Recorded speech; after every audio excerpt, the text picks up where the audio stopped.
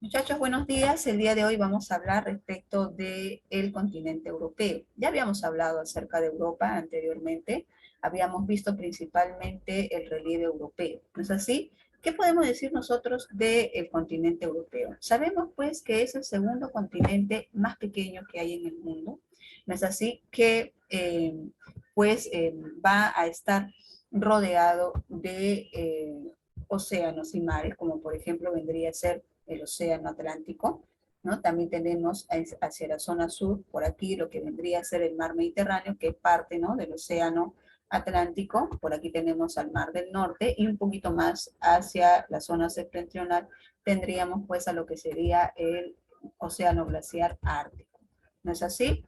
¿Qué es lo que pasa con el continente europeo? Pero vamos a recordar algunos aspectos importantes, ¿no? Por eso aquí yo le he denominado curiosidades a esta primera parte del tema y luego pues vamos a señalar algunos aspectos fundamentales, ¿ya? Por ejemplo, sabemos que siendo el segundo continente más pequeño del mundo, después, ¿no?, de lo que es Australia, ¿ya? Vamos a ver pues que ocupa aproximadamente el 6,5% del total de la superficie de nuestro planeta, ¿ya? Y la población estimada, miren, en el continente europeo, vamos a, por aquí vamos ahí está, ¿no? El puntero láser, vamos a abrir. Por aquí vemos que la población estimada, ya hasta el año 2020, ha sido de 727 millones de habitantes. Ya miren, en Europa, que es el segundo continente más pequeño del planeta, hay más de 700 millones de habitantes. ¿Ya? Y su punto más alto vendría a ser de poco más de 5.000 metros sobre el nivel del mar, ¿ya? Y el punto más bajo, que se encuentra en lo que vendría a ser el delta del Volga, ¿ya? Y el mar del Caspio sería de 28 metros bajo el nivel del mar, ¿correcto? Tenemos también que su río de mayor longitud es el río Volga, ya con 3.690 kilómetros, diríamos un poquito más de la mitad de lo que tiene el río Amazonas, que es el más largo del planeta, ¿no? Y el lago más grande es el Ladoga, ¿ya? Que tiene cerca de 18.130 kilómetros cuadrados. El país más pequeño, como ya nosotros lo habíamos comentado en una clase anterior, es la ciudad del Vaticano, ¿no? Que miren, tiene 0,44 kilómetros cuadrados, ¿no? Es un estado bastante pequeñito, gobernado en este caso, ¿no?, por la misma Iglesia Católica, en donde vive una población lógicamente bastante reducida y que se encuentra dentro de lo que vendría a ser la península itálica, ¿no? Si ustedes, por ejemplo, llegan a visualizar, aquí hay un puntito al sur de Roma que dice Ciudad del Vaticano, ¿ya? Es una ciudad independiente, ¿ya? Bajo lo que vendría a ser la autoridad de la Iglesia Católica, ¿ya? Está conformado, como sabemos, por 50 estados, de los cuales, miren, a 27 de estos estados van a formar parte del tema central del día de hoy, que es la Unión Europea. ¿Ya? Entonces ahí vemos al continente europeo. Profesora, ¿qué más podemos recordar del continente europeo? Bueno, por aquí, por ejemplo, recuerda que nosotros habíamos hablado de las penínsulas, ¿no es verdad? Las penínsulas europeas son varias, numerosas, ¿ya? Y es importante, pues, que las recordemos, porque en esas penínsulas se encuentran estados también de suma importancia para Europa, ¿no? Por ejemplo, tenemos aquí la península ibérica, en donde estaría países como Portugal y España, ¿ya? Tenemos la península itálica, ¿ya? Donde estaría, pues, Italia. Aquí en esta zona encontraríamos a Malta, ¿ya? Que también es un estado en Europa. Tenemos, miren, la península de Escandinavia, en donde se va a encontrar los países de Suecia y Noruega, ¿ya? Asimismo, también vemos que Europa está conformada por regiones insulares, por islas, ¿no? Por ejemplo, aquí miren, esta isla grande, esta isla de gran extensión. Esta isla constituye lo que vendría a ser conocido con el nombre del Reino Unido, ¿ya? Bueno, la Gran Bretaña sería la isla. Hacia el sur estaría lo que es Inglaterra, ¿ya? también estaría encontrando aquí a Gales, estaría hacia el norte lo que vendría a ser Escocia, ¿ya? Frente a ella se encuentra la isla de Irlanda, y la parte norte de Irlanda, como ustedes están viendo aquí, todo lo que está de color verdecito, ¿ya? O sea, los estados de Inglaterra, Gales, Escocia y el norte de Irlanda forman lo que se conoce con el nombre de el Reino Unido, ¿ya? El Reino Unido es un estado económicamente fuerte, sólido, en el continente europeo, también de gran desarrollo industrial, y que ha sido, digamos, uno de los estados que ha promovido a lo largo de la historia del mundo grandes avances, ¿ya?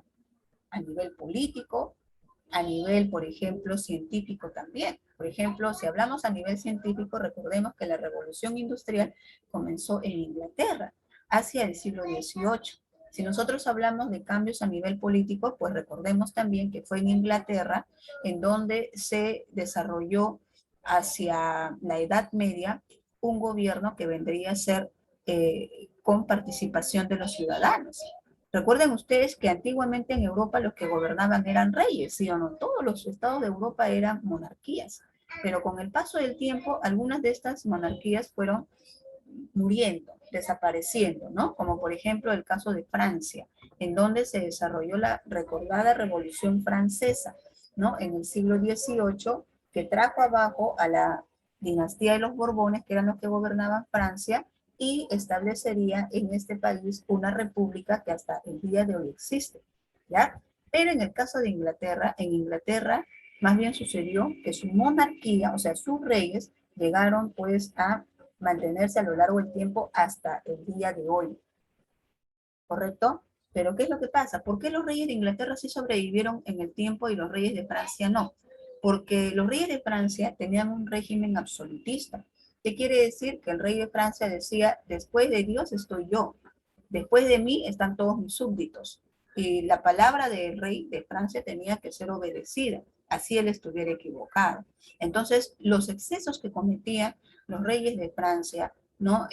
La pobreza, la miseria en la que vivía gran parte de la población, provocó dentro de Francia que se produjera una revolución en el siglo XVIII. Los ingleses fueron más astutos. Los reyes de Inglaterra le fueron cediendo poquito a poquito algunos derechos a la población. Primero a los ciudadanos, que eran los hombres, digamos, acomodados, los burgueses, la gente rica, ya que le fueron arrebatando derecho a la monarquía en la Edad Media, en la que se estableció lo que vendría a ser el Parlamento inglés, ¿no? El Parlamento sería como el Congreso, pero el Parlamento inglés existe desde la Edad Media, ¿ya? Y ese Parlamento se sentaba al lado del rey para gobernar. Entonces, ya desde ahí, los ingleses poquito a poquito van a ir cambiando su régimen, hasta que finalmente, ¿no? Dentro de lo que vendría a ser ya la edad moderna, se constituye dentro de Inglaterra un gobierno en donde va a haber reyes, pero esos reyes van a tener que ceder la administración del Estado, vamos a decirlo así, a lo que sería pues gobiernos o autoridades, como es el caso del primer ministro y también el parlamento. ¿Ya? Entonces, dentro de Inglaterra hay reyes, pero en Inglaterra lo que existe es una monarquía parlamentaria o también llamada constitucional. Lo mismo, por ejemplo, que sucede en otros países como Suecia, donde también hay una monarquía parlamentaria o constitucional. Y también en España, por ejemplo, hay una monarquía constitucional. ¿Ya? Y en otros países de Europa, vuelvo a repetir, pues lo que vamos a encontrar vendrían a ser sistemas de carácter republicano. Principalmente las repúblicas y las monarquías son las que se encuentran formando parte de los regímenes de gobierno en Europa. ¿Ya? Entonces, no te olvides tú que en la península de Escandinavia tenemos a Suecia y Noruega, ¿no? La capital de Suecia sería Estocolmo, ¿no? Y la de Noruega sería, pues, Oslo. ¿Ya? Tenemos aquí también una pequeña península, miren aquí, que sería la de Dinamarca, ¿ya? Y hacia la parte un poquito más de la región oriental, occidental, perdón, vamos a encontrar a lo que se conoce con el nombre de Países Bajos, ¿ya? ¿Qué sería Países Bajos? Bueno, su nombre es Países Bajos porque está conformado por un territorio que está, digamos, bajo el nivel del mar, ¿ya? Y también es conocido pues como Holanda, ¿ya? Que forma parte de este sector del continente europeo, ¿ya? Veamos por aquí otras características más. A ver, ¿qué tipo de gobierno tiene dentro de Europa, ¿no? Esa es la pregunta que habíamos formulado hace un ratito. Como ya les dije, dentro de Europa vamos a encontrar diferentes tipos de gobierno, ¿ya? Pero habría primero que recordar qué cosa es un gobierno, ¿no? Por acá, por ejemplo, dice, un gobierno es el sistema para gobernar, dice, un estado o una comunidad, ¿ya? La palabra gobierno tiene un origen ancestral, ¿ya? Y es de origen griego. En griego sería gubernao, ¿no? Que significa dirigir, ¿ya? O gobernaculum, que significa, ¿no? Timón, que quiere decir, ¿no? El gobierno habría de ser el mecanismo que se utiliza para poder dirigir a la población, para poder, ¿no? Encaminar, ¿no? A la población, ¿ya? Entonces, un gobierno es fundamental dentro de toda sociedad. Imagínense ustedes si no existieran los gobiernos dentro de los países, habría muchísima anarquía, ¿no es verdad?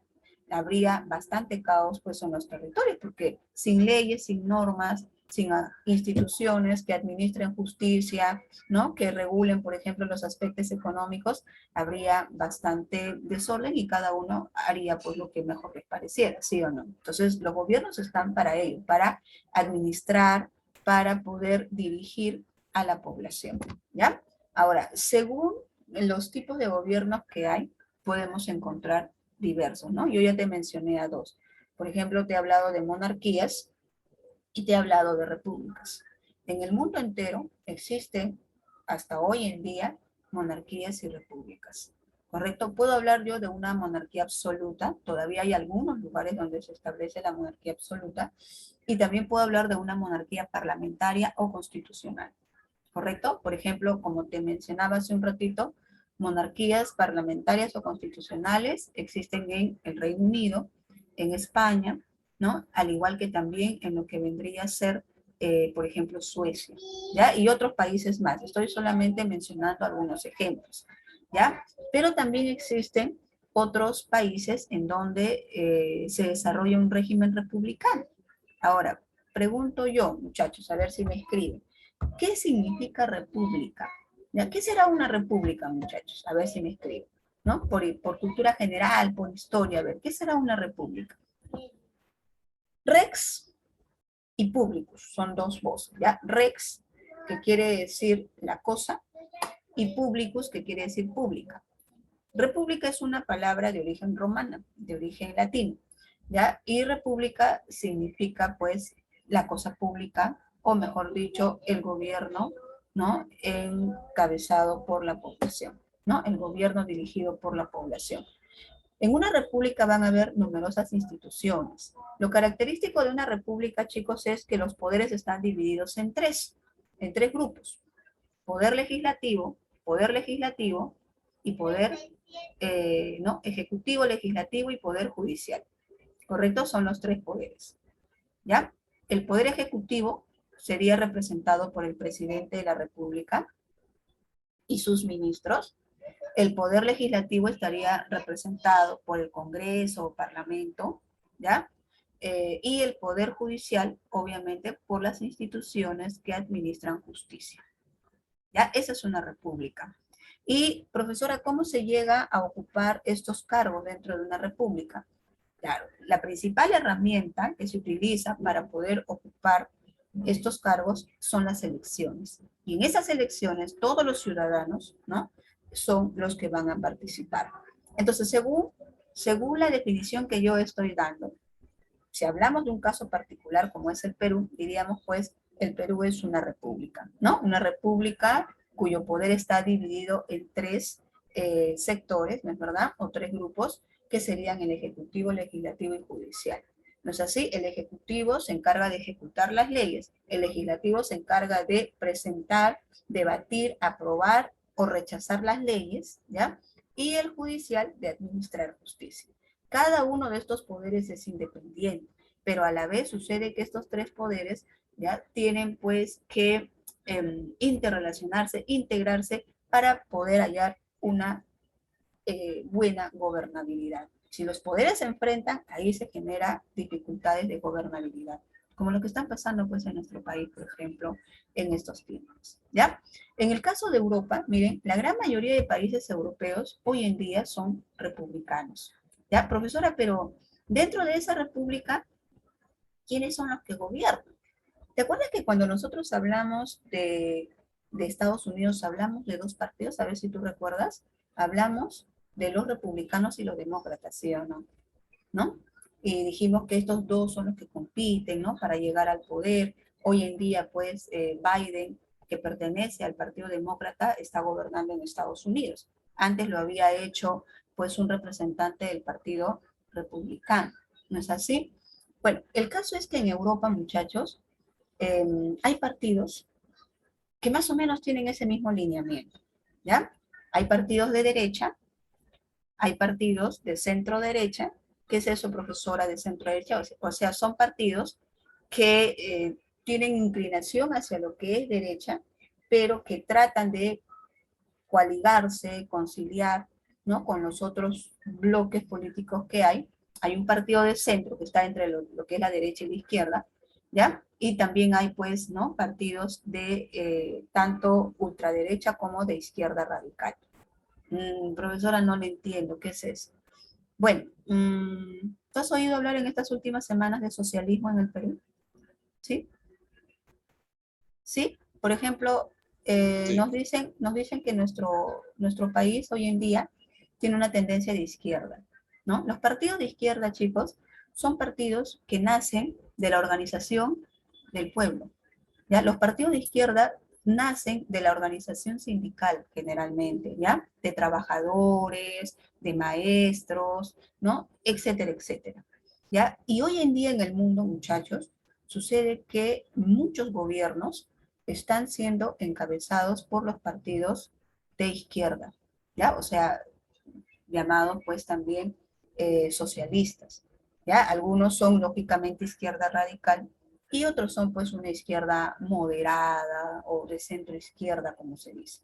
Entonces, en Europa nosotros vamos a encontrar algunos países republicanos que están, digamos, encabezados o liderados por grupos de izquierda y otros por grupos de derecha, ¿no? Aquí, por ejemplo, lo notamos claramente, ¿no? Miren, por ejemplo, este color, ¿no? Un color medio lila, ¿no? No sé qué color lo verán ustedes de su casita, ¿ya? Es de centro izquierda, o sea, es un partido, ¿no? Que plantea un gobierno a favor de las grandes mayorías, no es así, pero que también entiende la necesidad de impulsar aspectos como la industria, ¿no? De negociar, por ejemplo, ¿no? Con el sector empresarial para que de esa manera se desarrolle íntegramente pues el país, ¿no? Cosa que, por ejemplo, comentaba hace unos días eh, el expresidente José Mujica de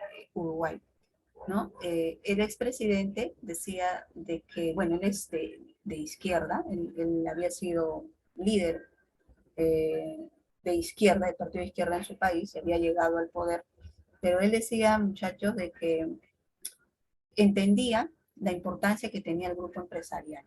Él decía, yo no soy tonto, yo entiendo la importancia que tiene el grupo empresarial porque son los empresarios los que hacen el dinero, son los empresarios los que encaminan la economía, pero esos empresarios tienen que entender también de que deben regirse a ciertos lineamientos respecto de un gobierno. ¿No es así? Entonces, está mal, por ejemplo, aplastar la inversión privada. Está mal desactivar la inversión privada. La inversión privada es necesaria para que la economía de un país funcione, decía, pero tienen que haber reglas, ¿no? Que encaminen una inversión de manera correcta. Y eso es lógicamente a lo que se debe llegar. ¿No es así? Entonces, hoy en día en nuestro país, después de muchísimo tiempo, creo yo, es la primera vez en la historia de la República Peruana, ¿ya? En la que un partido de izquierda ha llegado al poder. Entonces, lo que se tiene que buscar es que ese partido de izquierda, ¿no? Tienda pues a ser inclinado hacia el centro, ¿no? Cosa que lo están planteando hoy en día también, ¿no? ¿Por qué? Porque si se van a convertir la izquierda radical, ¿no? Que van a decir no a la inversión, fuera los extranjeros, no fuera pues la inversión privada, que todo lo maneje el Estado, ahí vamos a colapsar, porque el Estado, los estados en el mundo entero han demostrado que en cuanto se refiere a administración, tienen muchas dolencias, muchas falencias, ¿ya? Entonces, en Europa, por ejemplo, miren, países como el caso de Suecia, si bien es cierto, tienen, ¿no?, lo que vendría a ser una monarquía. En caso de Suecia, chicos, ahí el parlamento está encabezado por lo que sería un gobierno de centro izquierda, ¿ya? Al igual que, por ejemplo, Finlandia, ¿correcto? Finlandia está aquí, miren, es uno de los países que es considerado como líder en educación a nivel mundial. La educación de Finlandia es modelo de la educación a nivel internacional. Según los estudios realizados, las evaluaciones hechas a los estudiantes, los finlandeses tienen un mejor nivel de educación respecto de países como Estados Unidos, China, ¿no?, que son considerados como líderes, ¿no?, en economía mundial, ¿ya? Entonces aquí vemos también igual en España, en Portugal, ¿no?, que los parlamentos están encabezados por partidos de centro izquierda, al igual que Italia, por ejemplo, ¿no?, y otros países más, Dinamarca, etc. Pero también tenemos algunos partidos de derecha, ¿ya?, y también de ultraderecha, ¿no? O sea, ya extremistas, por ejemplo, ¿no? Que por supuesto generan pues problemas, ¿no?, también para un sector de la población. Entonces, todo lo que se va al extremo, muchachos, sea extrema izquierda, extrema derecha, no es bueno, ¿no? Se tiene que buscar una coalición, ¿no?, digamos, un punto de centro para de esa manera lograr el desarrollo, pues, de todos los habitantes de ese país, ¿ya?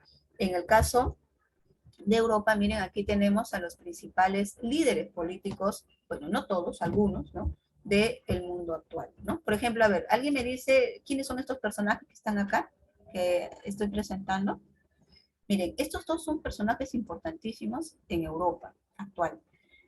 Representan a dos países que durante mucho tiempo estuvieron enfrentados. Se enfrentaron en la Primera y en la Segunda Guerra Mundial. A ver, ¿quién me dice quiénes fueron los países que enfrentaron la Primera y la Segunda Guerra Mundial de una manera pues así impactante, ¿no?, ahí en Europa?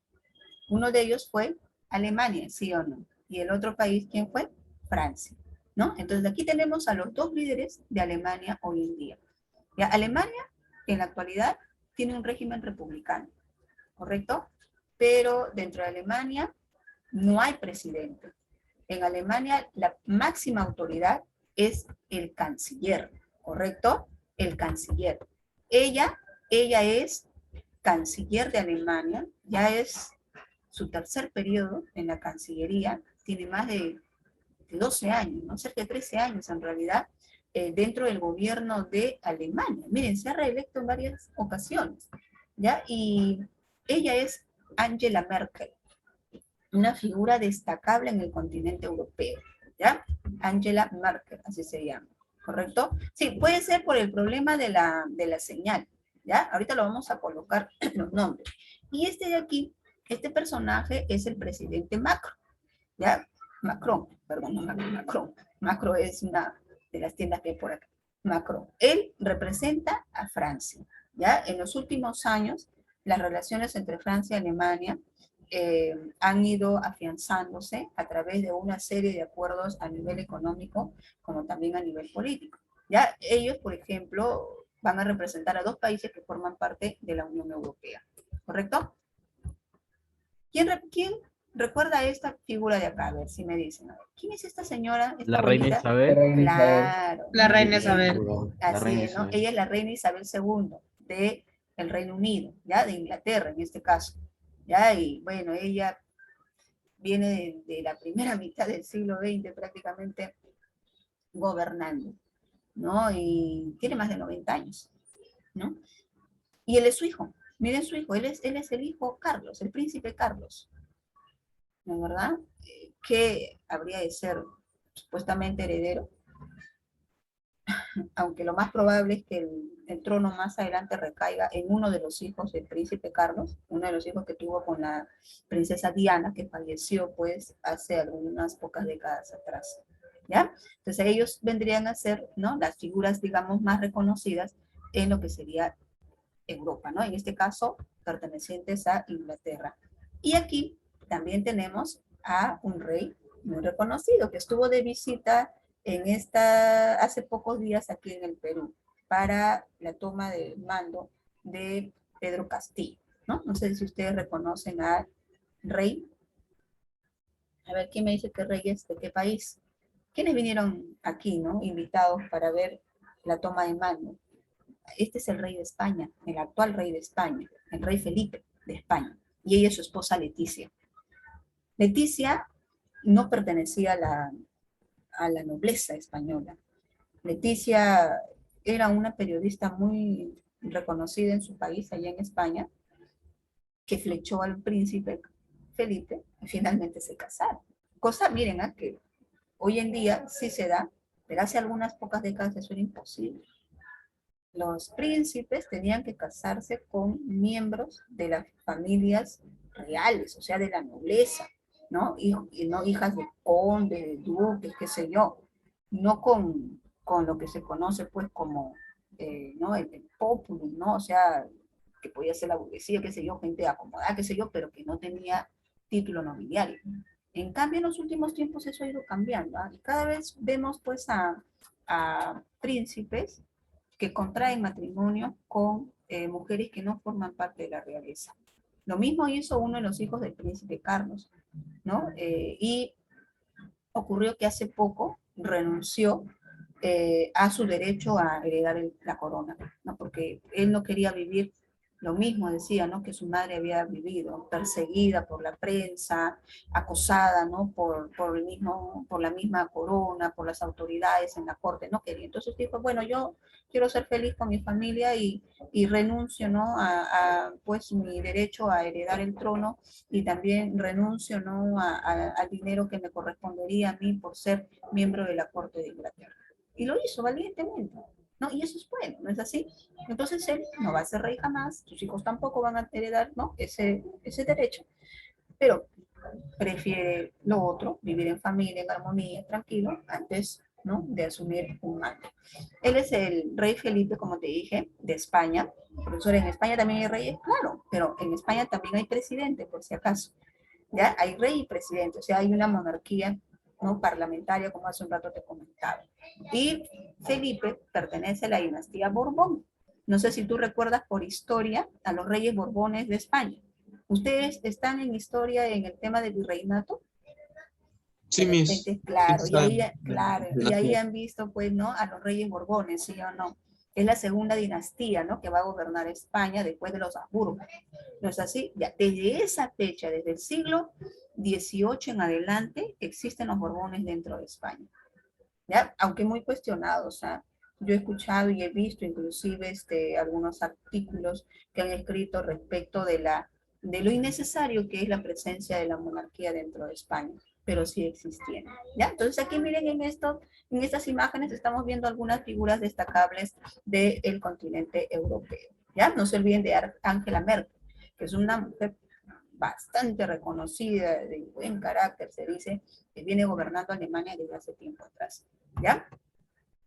Ahí está. Y hablemos un poquito de la población. ¿Cómo es la población en Europa, profesora? Por ejemplo, yo imagino que ustedes tienen familiares viviendo en el continente europeo, ¿no? De repente algunas de ustedes, ¿no? Tendrán a sus mamitas allá viviendo en Europa y desde ahí les mandan dinero, o sus tías, o sus abuelitas, por ejemplo, que todavía, ¿no? Digamos, relativamente jóvenes, 60 años, ¿no es verdad? Que están allá trabajando. ¿No? Quizás están en Italia, quizás están en España, ¿no? O de repente en Alemania o en otro país. ¿Tú sabías que en los años 90 y hasta bien entrado el 2000 hubo una fuerte oleada migratoria de peruanas, mujeres mayores, adultas, entre los 39 a 45 años, hacia el continente europeo? ¿Sabías tú eso? ¿Y para qué salieron, profesora? Bueno, había mucha demanda de trabajo allá, mucha oferta, perdón, de trabajo en Europa, debido a que la población europea es muy longeva.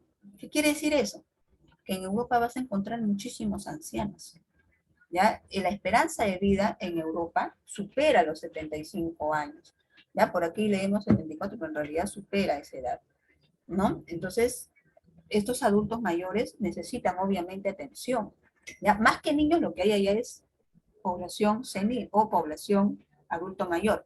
¿Ya? ¿Y qué pasa? Que necesitan pues atención, ¿no? Médica, ¿no? Una enfermera, ¿no? Alguien pues que esté, ¿no? Supervisando, monitoreando su alimentación, etcétera, ¿no? Su salud, etcétera. Entonces, por eso que muchos latinoamericanos, mujeres sobre todo, se desplazaron hacia ese lugar. ¿Ya? Entonces, ¿cuál es la característica de la población europea? Como hemos dicho hace un rato, hay hoy en día más de 700 millones de habitantes en el continente europeo. ¿No es así? Y la principal característica de este continente, de esta población, es que esta población está envejeciendo, ¿ya? Y la razón de ese envejecimiento es, miren, por la baja natalidad. ¿Qué quiere decir?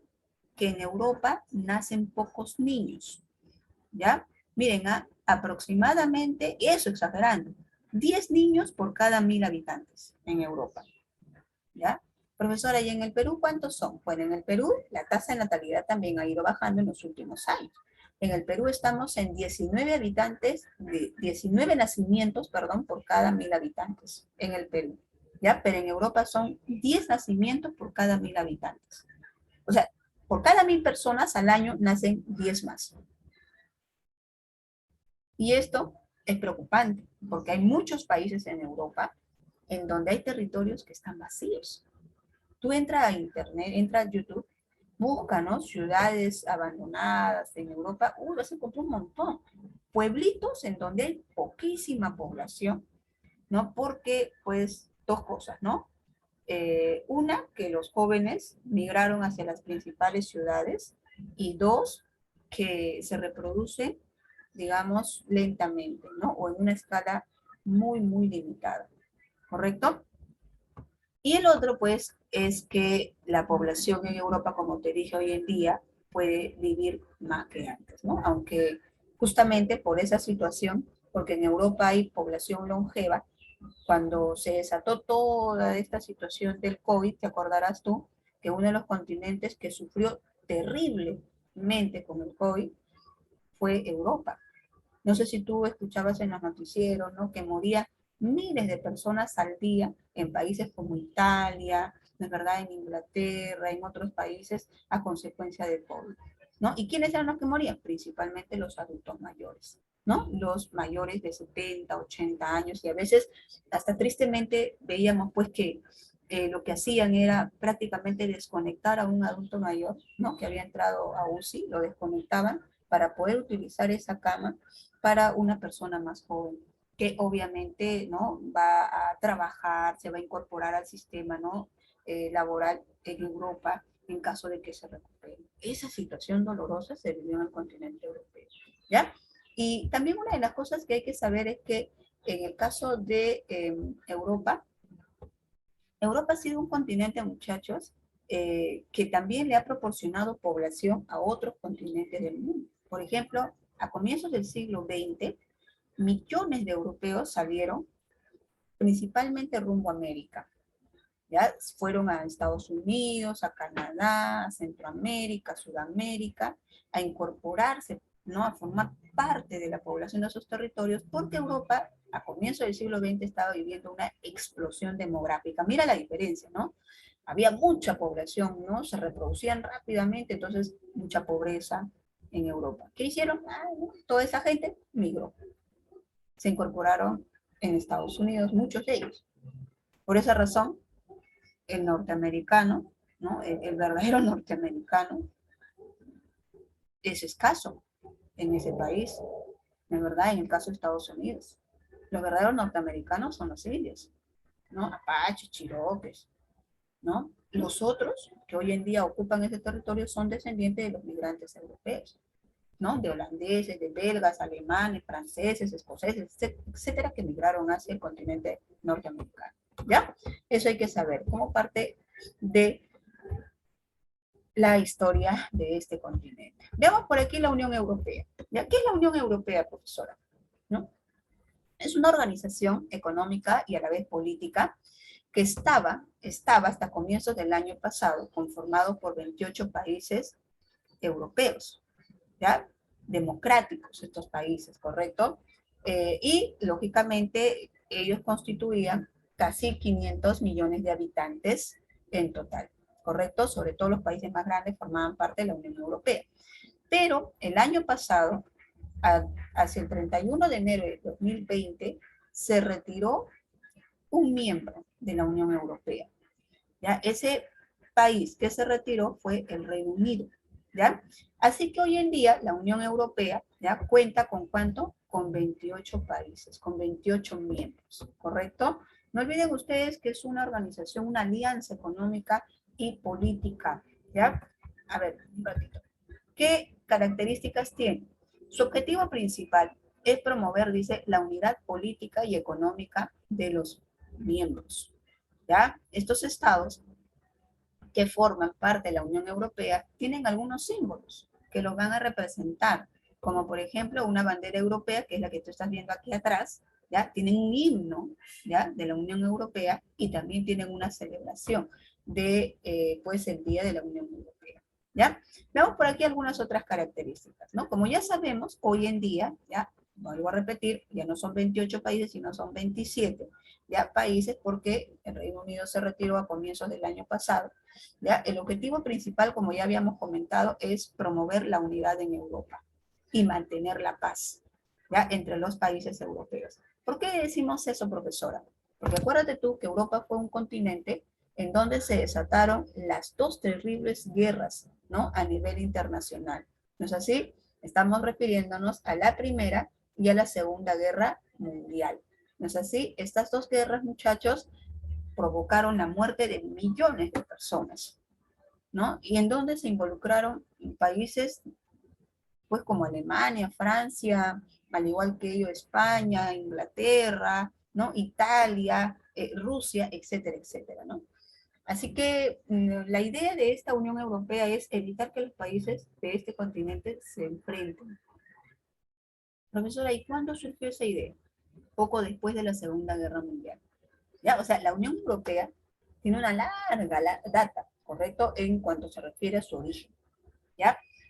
Desde los años 50, vamos a decirlo así, poco después de la Segunda Guerra Mundial, ya estaban empezando a aliarse, a conversar entre ellos y decir, sí, pues señores, tenemos que evitar que otra vez nos volvamos a enfrentar. Y tenemos que llegar a acuerdos políticos y acuerdos económicos, ¿no? Porque la causa principal de la Primera y la Segunda Guerra Mundial tiene que ver con factores políticos y económicos, ¿sí o no?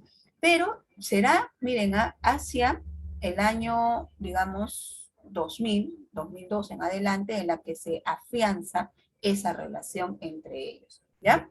Igualmente también el objetivo de la Unión Europea es mejorar las condiciones de vida y de trabajo para la población, ¿no? Mejores salarios, mejores oportunidades de trabajo, ¿no? Una salud, pues, ¿no?, universal, ¿no? Derechos, por ejemplo, pues, de poder recibir tratamientos en cuanto a diferentes tipos de enfermedades, como por ejemplo las enfermedades cancerígenas.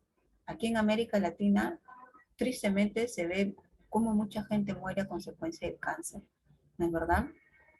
Y en los países de la Unión Europea existen seguros para enfrentar este problema, ¿no? Cosa que aquí en el Perú, tú quieres un seguro, ¿no?, contra cáncer, tienes que pagarlo, tienes que abonar, ¿no? Y encima de que lo tienes que abonar, hasta te cobran, pues, algunos gastos no secundarios. Y hay algunos tipos de exámenes que ni siquiera lo cubre tu seguro oncológico.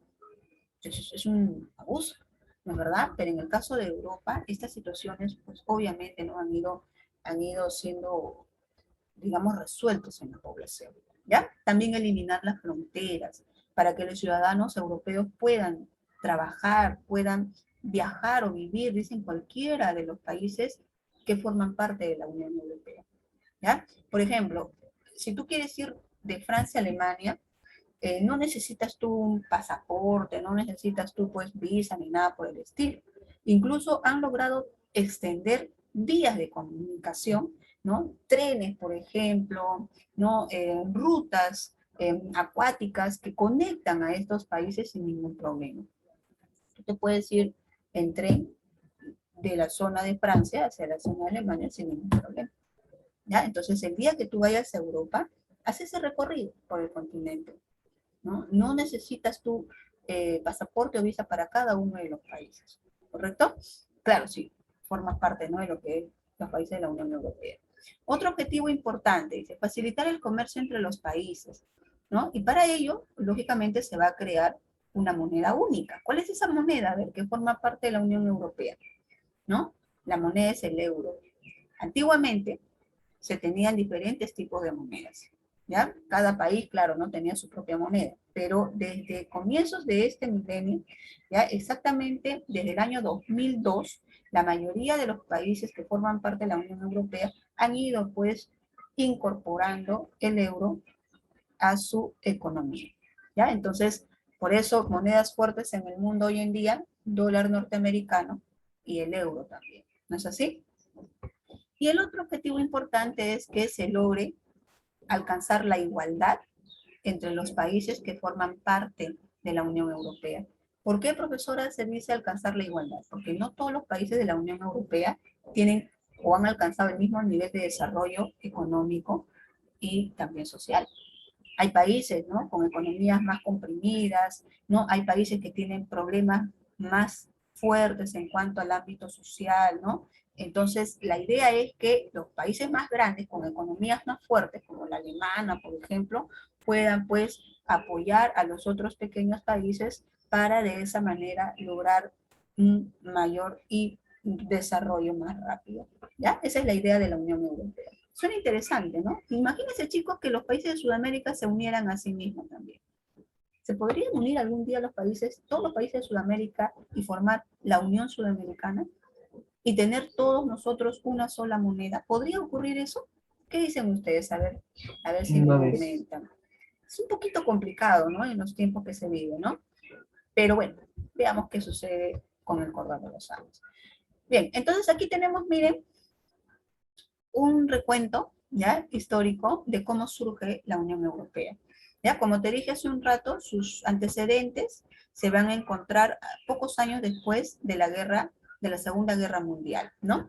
Miren, fíjense ustedes que en el año de 1950, países como Alemania, Bélgica, Francia, Italia, Luxemburgo, Países Bajos, que sería Holanda, ¿no es verdad?, crearon lo que se conoció como CECA, ¿no?, que son siglas de la Comunidad Europea del Carbón y el Acero, ¿ya?, para facilitar el comercio entre estos países. ¿Ya? Ese, diría, sería el primer paso, ¿correcto?, de la Unión Europea. O sea, inicialmente la Unión Europea se va a dar a través de alianzas comerciales, alianzas económicas, ¿correcto? Ya con el paso del tiempo van creando un mercado común, ¿ya?, que es, pues, la Comunidad Económica Europea hacia finales de los años 50, ¿no? Posteriormente, pues, vamos viendo, ¿no?, que se va dando paso ya a lo que sería la actual Unión Europea a finales del siglo pasado, ¿no? 90, 92 exactamente, y el euro que se asume en 2002, como te había comentado, ¿no? Para el 2013 ya habían 28 países de los 50 países que forman parte de Europa, y en el 2020 se retiró el Reino Unido, ¿no? Muy bien, aquí están los países miembros, miren, de la Unión Europea, ¿no? Aquí están los que están pintaditos, ¿no es así? Portugal, España, Francia, bueno, Reino Unido ya no, ¿no es verdad? Irlanda, por ejemplo, Países Bajos, Bélgica, Alemania, ¿no? Austria, Italia, por ejemplo, ¿no? Hungría, Finlandia, Suecia, aquí está, ¿no? Aquí está la relación, ¿no? Alemania, Austria, Bélgica, Bulgaria, Chipre, República Checa, Eslovaquia, Finlandia, etcétera. En total, vuelvo a repetir, son 27 los países que hoy en día forman parte de la Unión Europea, ¿ya? ¿Cuáles son las instituciones, ¿no?, que van a dirigir a la Unión Europea? Bueno, tenemos un Parlamento Europeo, ¿ya?, que está obviamente conformado por representantes de los países, ¿no?, que están integrados a esta alianza. Tenemos un Consejo, ¿ya?, una Comisión Europea, un Tribunal de Cuentas y Justicia y un Banco Central Europeo. ¿Ya? Miren por aquí. Veamos funciones de cada uno, ¿ya? Rapidito. Por ejemplo, el Parlamento Europeo, ¿no? Su función, lógicamente, es aprobar leyes y también presupuestos, ¿ya? Y esta es una institución importante porque controla las demás instituciones que forman parte de la Unión Europea. Y sus miembros se eligen cada 5 años, ¿ya? Tiene como miembros a un presidente, ¿ya? Y, miren, a diputados. ¿Ya? Estos diputados son parte, claro, de cada uno de los países que forman parte de la Unión, ¿ya? Y las reuniones se celebran, pues, en lugares como Estrasburgo y Bruselas. Bruselas es básicamente la zona en donde se encuentra la sede, pues, de esta institución. Tenemos también el Consejo de la Unión Europea, que aprueba leyes y dirige la política exterior, ¿ya? Está constituida por ministros de los gobiernos de los países europeos y se dice que este consejo es rotativo, ¿no? Cada país preside el Consejo de la Unión Europea por cada 6 meses y su sede se encuentra en Bruselas, ¿correcto? Ahí mismo también vamos a encontrar a la Comisión, un ratito, a la Comisión Europea, ¿ya? Que vendría a ser la que gobierna a la Unión Europea. Es la que garantiza el respeto a las leyes y a los tratados firmados. Está conformado hoy en día por 27 comisarios, uno por cada país, ¿no? Miembro, y su sede, pues como también habíamos comentado, ¿no? La sede de la Unión Europea se encuentra en Bruselas. Un tribunal de justicia que se encarga de que se cumplan las leyes, ¿no? Tenemos un tribunal de cuentas que controla el uso, el buen uso del dinero de la Unión Europea, ¿ya?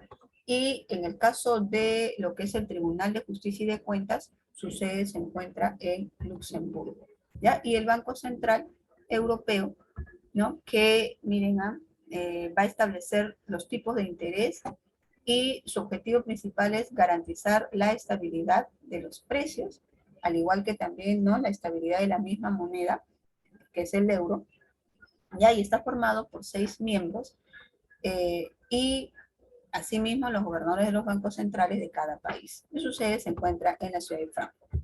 ¿Ya? Ahí está. Estos son los símbolos de la Unión Europea que estábamos comentando hace un rato. El himno europeo, la bandera europea, ¿no? Y el día de celebración, que es el 9 de mayo. ¿Ya? Esa es la fecha de celebración para el Día de Europa. ¿Correcto? En el caso del himno europeo está representado por la novena sinfonía de Beethoven.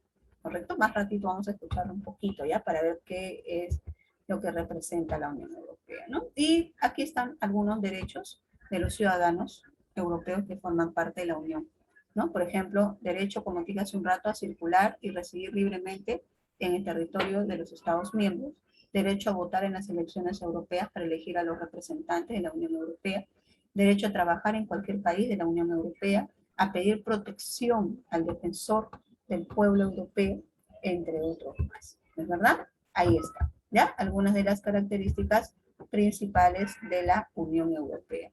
Muy bien, chicos, un ratito. ¿Ya? Vamos a hacer lo siguiente ahorita, ¿ya?